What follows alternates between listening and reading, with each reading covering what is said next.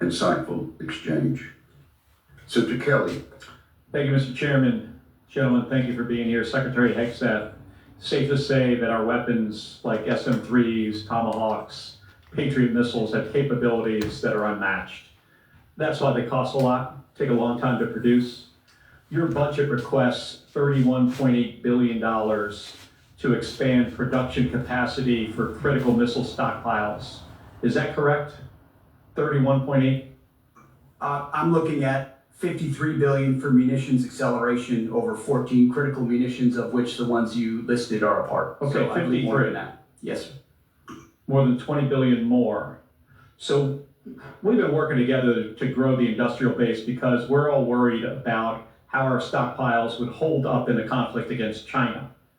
Since the start of this war, you've made it a point to highlight the number of strikes the U.S. military is carrying out, citing that more than 13,000 targets have been struck as of April 8th.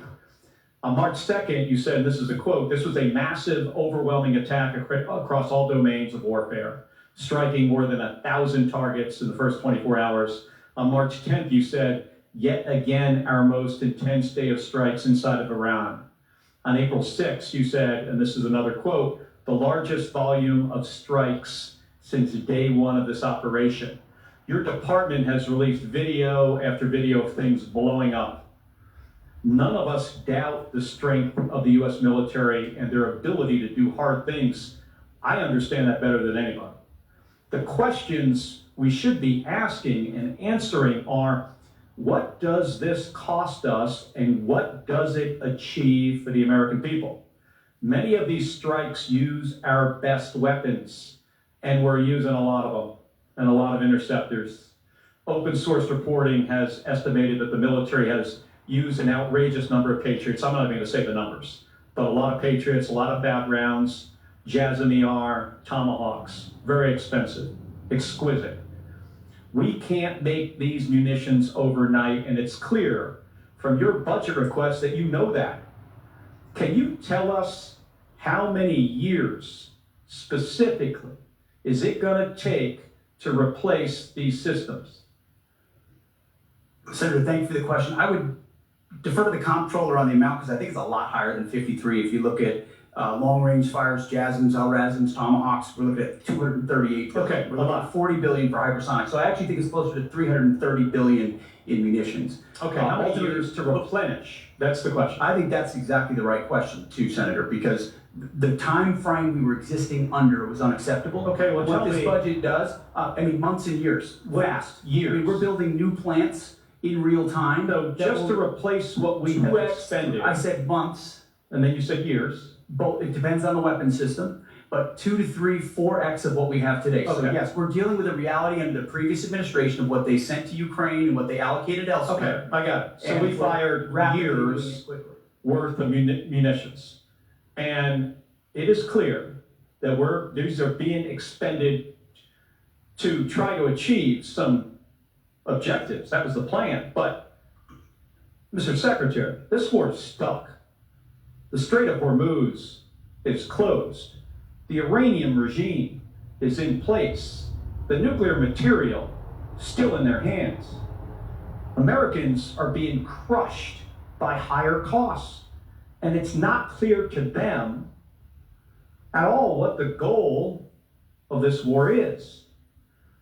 So, I've got about a minute, and I want to go to another topic. I saw your hearing yesterday, and I'm going to give you one more chance to address a question here. It's my understanding that the definition of no quarter is that legitimate offers of surrender will be refused, or that detainees will be executed. Is that your understanding of the definition? The only entity that would kill detainees or target civilians is the Iranians, and they're the ones being crushed. So It's the Iranian military and their military capability. The question is, I disagree completely with your articulation. No, do you understand the definition that I just read you? Because that's the definition from your department's law of war manual. Is that your understanding? Now, I'm gonna just get to the point here. We fight to win and we follow the law, Senator. Okay, so your quote was, "We will keep pushing, keep advancing, no quarter, no mercy for our enemies." And yesterday, you did not clarify whether you stand by this statement. So I'm going to give you another opportunity to clarify if that is what you meant. Do you stand by that statement you made on March 13th? We have untied the hands of our warfighters. We fight to win, and we follow the law. Okay, so you're not clarifying. So you stand by that statement. Good evening. This is Elder G. This is Thursday, April 30th, 2026. God can woke us up one more time, start us on our way, clothe us in our right mind, and I hope and pray that our limbs are working properly. I put this hearing on because Pete Hegseth is the defense secretary, right? So he is over the whole defense department. He have everybody at his beck and call to give him all the information he needs.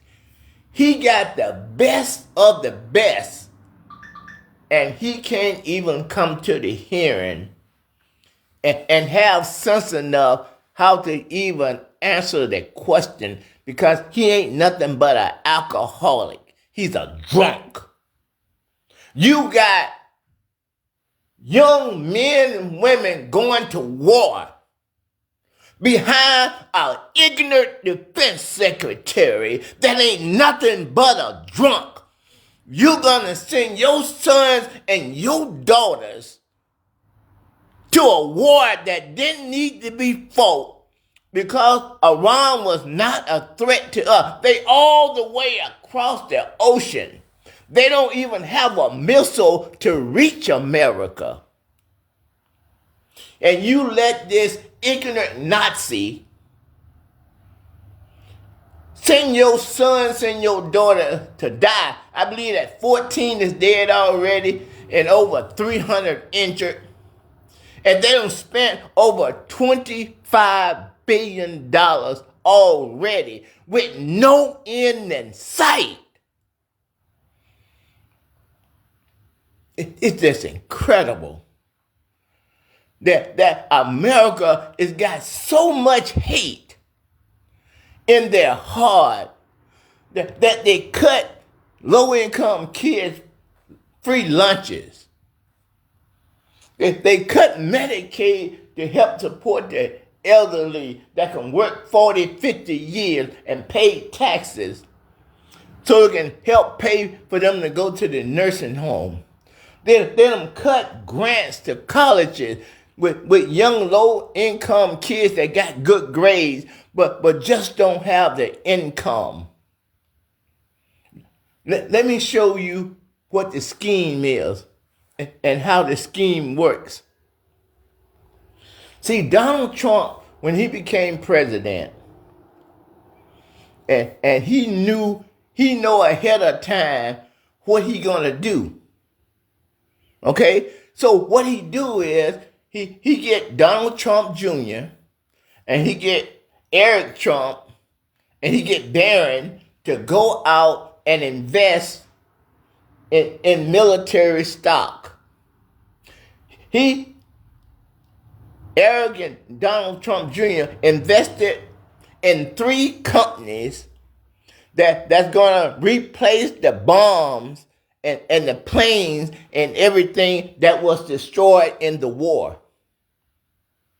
So they asking Congress to give them $53 billion so they can replace the weapons that they don't already use so far.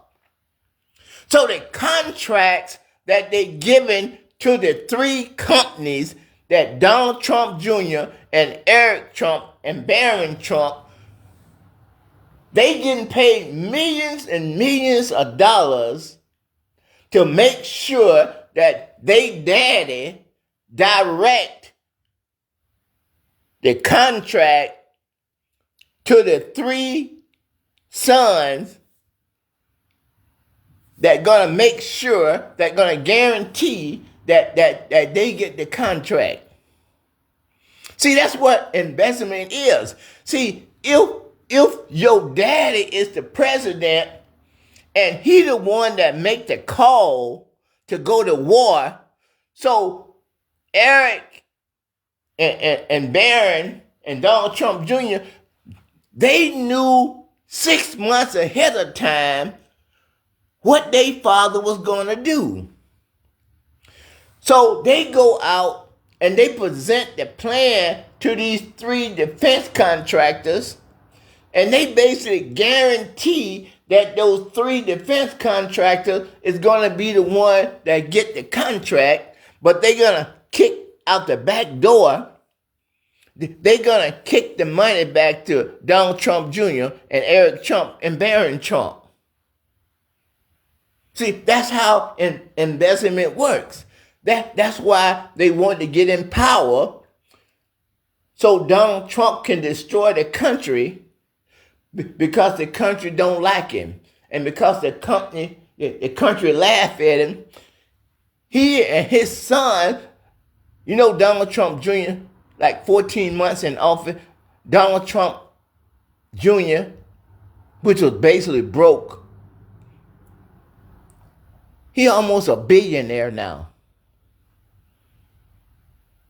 And you see how they was going after Hunter Biden? Talking about he collected $5 million from the Chinese and all that. They're just doing that to try to destroy Joe Biden. But we know what Trump doing. His son-in-law got $2 billion from Qatar. Qatar is an Arab country that gave Trump a $400 million plane. Do you see where I'm coming from? Do you see the scam? Do you see the con? All those weapons that Pete Hegseth is using at record numbers, that $20 billion he's asking for over the last budget, he's asking for $20 billion higher. And you know who pocket that money gonna go in? Donald Trump Jr., Eric Trump, and Barron Trump. But Trump gonna swear he ain't got nothing to do with it. How many sons and daughters that's around their father and going to all the meetings and sitting in cabinet meetings with their daddy? You done saw Donald Trump Jr. and you done saw Eric Trump sitting in the Oval Office with their daddy while he entertaining leaders from other countries. They are sitting right there listening to everything. All the discussion about war, all the discussion of when you're going to go to war. Eric Trump and Donald Trump Jr. are sitting right there in the White House, right there in the Oval Office, listening to everything. Making backdoor deals to make their friends, like Elon Musk and Jeff Bezos and Bill Gates, to make all them people billions and billions of dollars. So they're gonna cut Medicaid so they can make Donald Trump and them richer. They're gonna cut free lunches so they can make them richer. They're gonna cut taxes on the rich, but they're gonna add tariffs to the poor. You see the con? See, these people think that they superior. They pouring our money down the drain like water. In less than 3 years, they gone home. Some of them gonna be billionaires, and this country is gonna be broke. Your kids, your grandkids, and your great grandkid is the one that's gonna have to pay for all this debt. and Donald Trump just going to be laughing in your face. Look at those suckers. That's what 77 ignorant people that don't want to read, that don't want to look at the news, that don't want to believe anything that people say. Not because they getting good advice. It's because of hate. This is going to go down in history as the greatest fall of any superpower in the history of the world. $26 trillion, the largest economy that ever existed. They let a prejudiced white man with dementia bring down the number one economy in the world, not because somebody in America attacked it, simply because of the fact that the white people were going to become the minority, and they decided instead of letting the minorities have the country, they're going to burn it to the ground. That ain't right. That ain't fair. That ain't justice. That ain't God. To me, that is just pure evil. Thank you.